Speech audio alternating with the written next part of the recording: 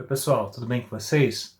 Hoje nós vamos falar do método de estimativa de demanda utilizado pela norma NBR 5410, baseado aí nas medidas do ambiente, tá? Áreas e perímetros. Vamos dar uma olhada nisso? Bom pessoal, o método de levantamento de demanda pela NBR 5410, ele é bastante simples na verdade, né? E a gente consegue resumi-lo no levantamento de 2 pontos. O primeiro ponto é o levantamento da potência de iluminação, né? Iluminação de todos os ambientes, tudo bem? O segundo ponto é o levantamento de potências utilizadas em tomadas. Tá? E aí nós temos 2 tipos de tomadas. Tá? Nós temos as tomadas de uso geral, tá? Que são aquelas tomadas que a gente vê aí em todas as paredes, na verdade, tudo bem? Que são aquelas tomadas comerciais de 10 ou 20 amperes. E elas recebem esse nome porque quaisquer tipo de aparelhos podem ser plugados nela. Então elas são de uso geral, tá? Generalista. Nós também temos as tomadas de uso específico ou de uso exclusivo, tudo bem? Também chamadas de TUEs, tá? Que são destinadas aí a um conjunto de aparelhos ou a um único aparelho. E um exemplo que nós temos muito comum aí de uma TUE, né, são os chuveiros. Para o desenvolvimento desse método, nós vamos precisar da planta baixa desse ambiente. Tá? Nós vamos precisar do quê? Das medidas de todos os ambientes envolvidos na instalação. Para a aplicação desse método, nós vamos utilizar o exemplo que está aparecendo aí na tela para você. Nós temos essa planta, então, e todas as medidas de todos os cômodos dela estão resumidos nessa tabela. Tá? E são esses elementos que nós vamos utilizar para atribuir potência, tanto de tomadas quanto de iluminação, para todos os cômodos, e aí, a partir disso, estimarmos qual vai ser a demanda necessária para essa instalação como um todo, e aí podermos, então, obter da concessionária o nosso ramal de entrada. O primeiro elemento que nós vamos calcular é o elemento de potência relativa à iluminação de todos os ambientes. Tá? E aí, abrindo a norma NBR 5410, nós temos aqui os itens que relacionam as condições que devem ser aplicadas nesse dimensionamento.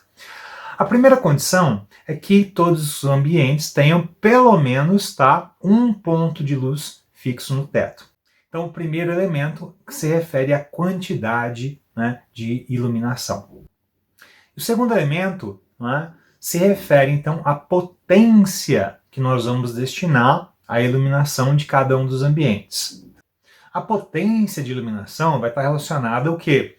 Com as propriedades métricas do ambiente. E a norma diz o seguinte, ó, se a área do ambiente for inferior ou até 6 metros quadrados, nós vamos destinar 100 volt-amperes para esse ambiente. Se ela for superior a 6 metros quadrados, nós vamos destinar os mesmos 100 volt-amperes para os primeiros 6. Tá? E para cada 4 metros que forem ultrapassados, esses 6, nós vamos adicionar mais 60 volt-amperes. Então, não poderia ser mais simples. Tá? Basta olhar a área do ambiente e destinar aí a potência necessária para esse ambiente. Vamos dar uma olhada? Olha só, está aparecendo para você aí a sala. A sala tem uma área de 9,91 metros quadrados. Maior que 6, então nós vamos destinar para os primeiros 6 100 volt-amperes, né? E para os outros 3,91, o que nós fazemos com eles? Bom, a norma dizia somente para cada 4 metros quadrados inteiros. Então 3,91 menor que 4, então não precisa acrescentar mais nada. E aí a sala vai ficar com os 100 volt-amperes mesmo, tudo bem? O mesmo vai acontecer, por exemplo, com a copa. Tá? Mas vamos dar uma olhada na cozinha? Olha só, a cozinha tem 11,43 metros quadrados. 11,43, claro, maior que 6. Então, para os primeiros 6, nós vamos destinar os 100 volt-amperes. De 6 até 10, nós temos mais 4 metros quadrados inteiros. Então, para esses 4, nós vamos destinar mais 60 volt-amperes. E aí, Os 1,43 que sobram para chegar ali nos 11,43, tá? São, claro, menores do que 4 metros quadrados. Tá? Então nós não destinamos mais nada para eles. E aí a potência total de iluminação da cozinha vai ser 100 mais 60, logo 160 volt-amperes. O mesmo vai acontecer com o primeiro dormitório, com seus 11,05 metros quadrados. O dormitório 2, mesma coisa. Né? O banheiro, bom, a área do banheiro é 4,14 metros quadrados, menor que 6. Então não precisamos fazer nada. Então destinamos para ele os seus 100 volt-amperes e é isso. A área de serviço, mesma coisa. Para o hall, mesma coisa. E aqui sobre a área externa. A área externa, ela não está coberta pela norma. Na área externa, na verdade, a iluminação ela é decidida pelo projetista, em conjunto, claro, com as necessidades do cliente. Então, você coloca na área externa o que for necessário para a área externa, né, de acordo com o projeto feito com o cliente. Tudo bem? Só a título de exemplo, colocamos 100 volt-amperes, mas na verdade isso é muito pouco. Tudo bem? O ideal seria muito mais. Bom, e é isso. Então a potência de iluminação é simplesmente quantizada pela área do ambiente? Exatamente. Nossa, que maravilha! E é só isso mesmo? Só isso mesmo. O próximo passo, então, são as potências relacionadas com o quê? Com as tomadas de uso geral, TUGs, e de uso específico ou exclusivo, TUIs. Vamos começar, então, pelas tomadas de uso geral. As tomadas de uso geral são aquelas que vão receber quaisquer tipos de aparelho, elas têm uma aplicação generalista, tudo bem? Bom, a norma NBS 5410 nos ajuda nisso também. Aí nós temos então na tela o texto que mostra o que nós precisamos fazer, tá? Então nós precisamos primeiro calcular o número de tomadas para depois atribuir uma potência, né, para cada uma dessas tomadas em cada um dos ambientes. Então, com relação ao número de tomadas, nós temos aí que a norma nos diz o seguinte. Bom, em banheiros, pelo menos um ponto de tomada. Posso colocar mais de um? Posso, na verdade posso, mas no mínimo um. Em cozinhas, copas-cozinhas, áreas de serviço, né? Ou seja, locais de serviço. E locais de serviço normalmente utilizam aparelhos com potências maiores, tudo bem? Então, esses locais, nós vamos prever um ponto de tomada para cada 3,5 metros ou fração do perímetro daquele ambiente. Nossa, o que é isso, né? Significa o seguinte, nós vamos trabalhar não mais com área, mas com perímetro, tá?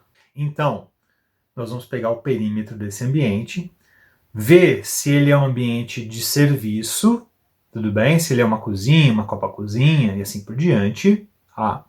Se ele for, nós vamos pegar o perímetro daquele ambiente e dividir por 3,5. E o valor que der, nós vamos arredondar para cima. Tá? Bom, continuando. Em varandas, pelo menos um ponto de tomada. Tá? E aí a gente vem com os outros ambientes que não são os ambientes de serviço. Por exemplo, a letra D. Em salas, dormitórios, a fração de perímetro, né, é a divisão por 5, tudo bem? Então a gente pega o perímetro, divide por 5, o que der, a gente arredonda para cima. E nos outros cômodos, né, da letra E, que são, por exemplo, halls, corredores, né, escadas, mezaninos, etc. Tá? Ok, nós vamos sim olhar a área, tá? E nós vamos relacionar então essa área é uma quantidade, né, de pontos de tomada, conforme você está vendo aí, né, no texto. E é só isso? E é só isso. Então aí, né, temos aparecendo na tela agora, né, as nossas dependências, tá? A sala, copa, cozinha, assim por diante, suas respectivas áreas, e agora a adição de uma nova informação, que são os perímetros de cada um desses cômodos. Então ali nós temos, por exemplo, a sala com 9,91 metros quadrados e 12,6 metros de perímetro. A cozinha, por exemplo, né, com 11,43 metros quadrados, nós já tínhamos essa informação, e agora o perímetro dela, né, que é 13,6 metros. Tudo bem? Então, para cada um desses cômodos, nós vamos classificá-los como sendo de serviço ou não sendo de serviço e aplicar, né, o que nós vimos na norma. Então, olha, vamos começar pela sala. Então, na sala nós temos ali 12,6 metros de perímetro. A sala não é um ambiente, tá, de serviço. Logo, a divisão vai ser por 5. Né? O perímetro vai ser dividido por 5. E ali nós temos que 12,6 pode ser dividido, então, em 5 mais 5 mais 2,6. O 2,6 são a fração de perímetro. Tá? Então, nós temos uma tomada para cada um desses elementos. Então, nós temos ao todo 3 tomadas para a sala. Para a copa, por exemplo, nós temos 12,3 metros de perímetro. Olha, é muito parecido com o que acontece na sala, né, com o tamanho da sala em termos de perímetro. No entanto, a copa ela é um cômodo de serviço. Portanto, ao invés de dividir por 5, nós vamos dividir os 12,3 metros de perímetro por 3,5 metros. Tudo bem? E aí, 12,3 dividido por 3,5 nos dá, então, claro, contabilizando aí, né, a fração de perímetro, 4 tomadas para a copa. A mesma coisa vai acontecer com a cozinha, que também é um cômodo de serviço. Tá? Já os dormitórios, né, o 1 e o 2, por exemplo, né, vão ter 3 tomadas cada um. Tá? O banheiro, pelo menos uma, e assim por diante. Mas veja bem, esses números que nós estamos calculando são números mínimos. Tá?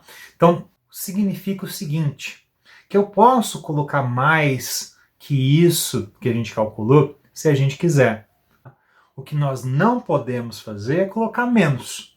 E ótimo, nós já temos então a quantidade de tomadas por ambiente. Não é verdade? Tomadas de uso geral. Agora nós temos que atribuir uma potência para cada uma dessas tomadas. E mais uma vez, a norma NBR 5410 vem no nosso auxílio nos dizendo como proceder. E o texto que aparece aí para você é muito simples. Naqueles cômodos que são considerados de serviço, como, por exemplo, banheiros, cozinhas, copas, né, copas, cozinhas, áreas de serviço em diante, nós vamos atribuir para as 3 primeiras tomadas 600 voltamperes. E para as tomadas que sobrarem, 100 para cada uma. Já nos demais cômodos, que não são cômodos de serviço, nós vamos simplesmente atribuir 100 voltamperes por tomada. Então vamos aplicar o que a norma nos diz para atribuir então uma potência de tomadas de uso geral para cada um dos ambientes. Aparecendo aí para você na tela, né, nós temos então o seguinte, ó. Na sala, calculamos 3 tomadas de uso geral como sendo o número mínimo. Mas veja bem, só porque eu quis, né, eu achei pouco, 3, resolvi colocar uma a mais, 4. Eu posso fazer isso? Tá? Eu posso fazer isso. Eu posso colocar mais tomadas do que o número mínimo. Tá? Só não posso colocar menos. Lembra disso? Então, 4 tomadas vezes 100 voltamperes para cada uma, 400 voltamperes para a sala. Agora, a copa. Nós tínhamos calculado 4 tomadas de uso geral para a copa. Resolvi, né, que 4 tomadas para a copa é um bom número, né, um número mínimo, mas não preciso de mais que isso. Tá? Então vou deixar 4 mesmo. A norma diz que para as 3 primeiras atribuímos 600 voltamperes, né, e para o que sobrar, 100. Então temos 4, para as 3 primeiras 600 voltamperes, então vamos ter 1.800 voltamperes para as 3 primeiras, mais 100, 1.900 voltamperes no total atribuídos para a copa.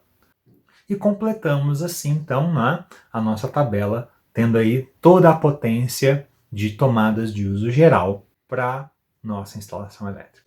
E bom, pessoal, por último, nós temos que atribuir, então, as potências relacionadas às tomadas de uso exclusivo, as TUIs, e essas tomadas são relativas aos aparelhos especiais, tá? Por exemplo, chuveiros, motores, por exemplo, de abrir um portão, motor de elevador e assim por diante. Então, todas as cargas especiais que necessitam de um circuito exclusivo, né, específico para elas, serão alimentadas por tomadas de uso específico, tudo bem? Por TUIs.